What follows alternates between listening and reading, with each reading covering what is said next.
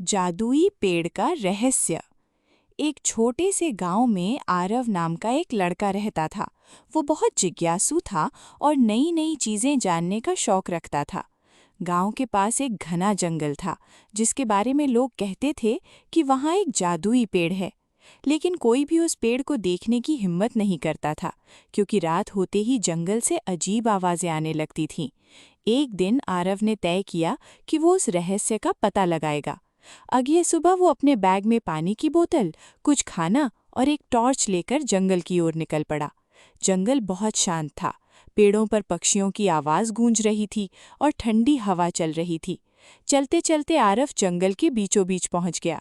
तभी उसे एक बहुत बड़ा पेड़ दिखाई दिया। उसकी पत्तियां सुनहरे रंग की थीं और तना हल्की नीली रोशनी से चमक रहा था। आरव समझ गया कि यही वो जादुई पेड़ है। जैसे ही वो पेड़ के पास गया, पेड़ से एक मधुर आवाज आई, आरव, मैं तुम्हारा इंतजार कर रहा था। आरव डर गया, लेकिन उसने हिम्मत करके पूछा, आप कौन हैं? पेड़ बोला, मैं इस जंगल का रक्षक हूँ।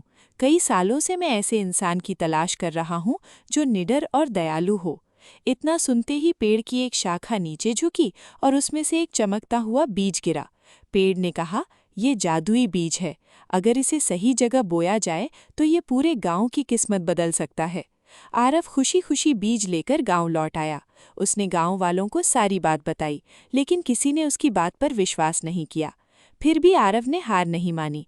उसने गांव के सूखे मैदान में उस बीज को बो दिया और रोज उसकी देखभाल करने लगा।